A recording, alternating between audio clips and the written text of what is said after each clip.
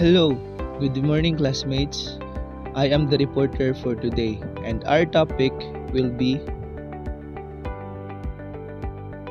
ethics through thick and thin, and ethics and religion, and it will be reported by me, Adrianti and Terina. Okay, this topic is in context with globalization. So, what is globalization? Globalization is a process of interaction and reintegration among the people, companies, and the government of different nations, a process driven by international trade and investments and aided by information technology. Okay, the key term of globalization is being interconnected or interconnectedness among another countries in terms of economy, politics, and etc. Okay, now let's proceed to the ethical issues on globalization. First, we have the reduction of protectionism. Protectionism is the economic policy of restricting import goods from another countries through methods such as tariffs on imported goods, import quotas, and a variety of other government regulations. Next, we have the inequality of power.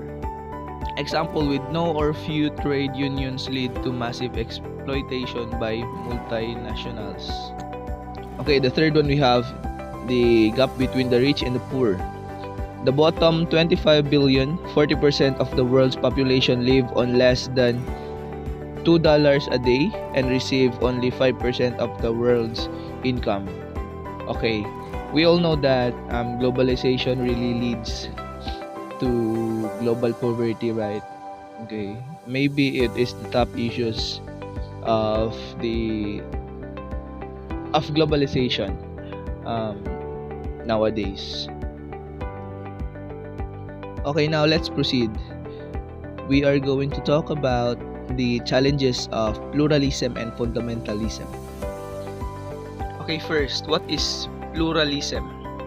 Okay, pluralism is a model of democracy that encourages various groups to present their ideas and opinions. In doing so, no one group dictates how things should work. The different groups having varied beliefs coexist while retaining their distinct identities.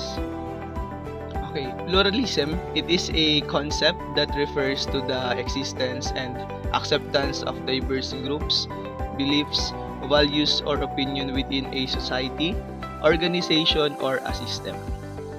It emphasizes that the idea that diversity is beneficial and should be encouraged and maintained.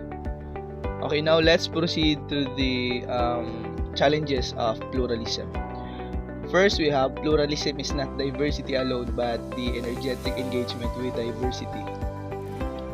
Diversity can and has mean to the creation of religious ghettos with little traffic between or among them. Today, religious diversity is a given but pluralism is not given. It is an achievement. Merely diversity without real encounter and relationship will yield increasing tensions in our society. Okay, next we have pluralism is not just tolerance but the active seeking of understanding across lines of difference. Tolerance is a necessary public virtue, but it does not require Christians and Muslims, Hindus, Jews, and ardent secularists to know anything about one another.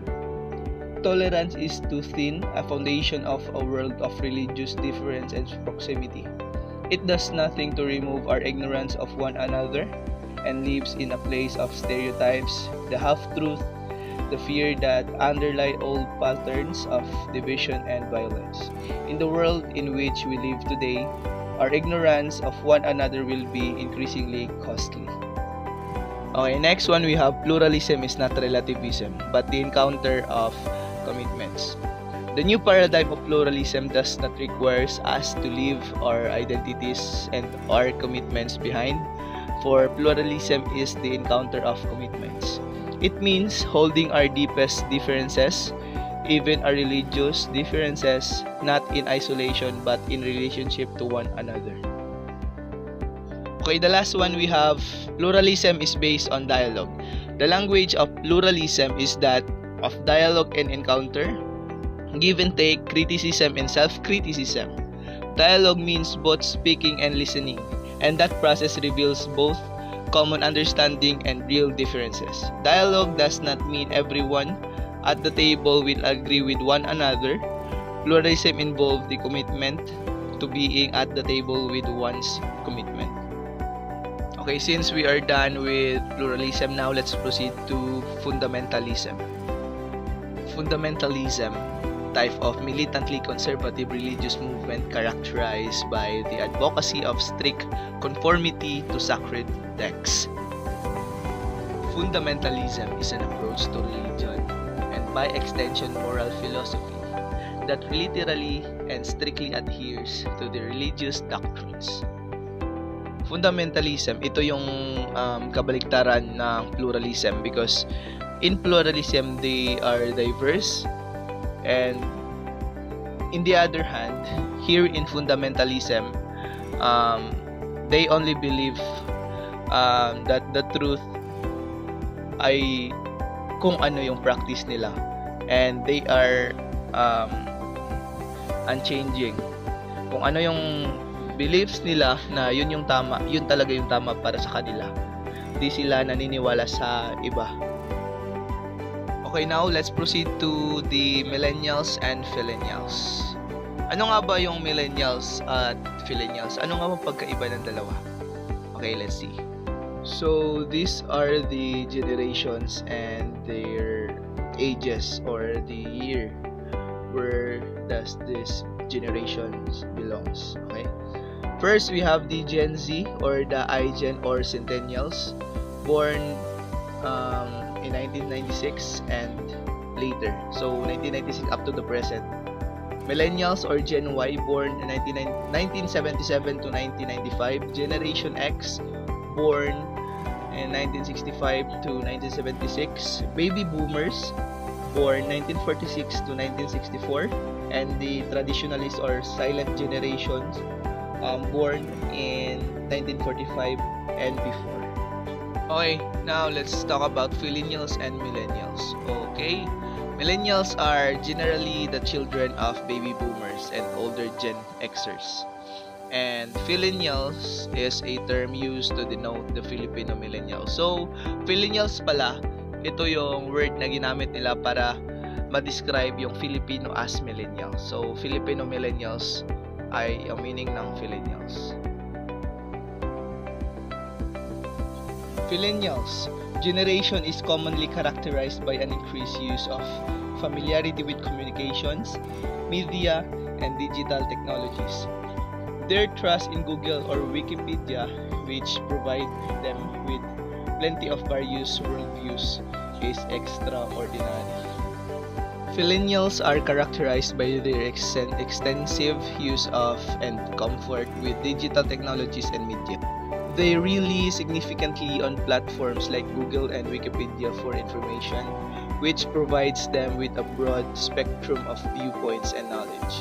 This generation's familiarity with and trust in these digital tools is notable and shapes their interaction with the world. Okay, now let's proceed to our last topic, which is the role of religion in ethics. So ano nga ba ang role ng religion sa ethics? Let's see.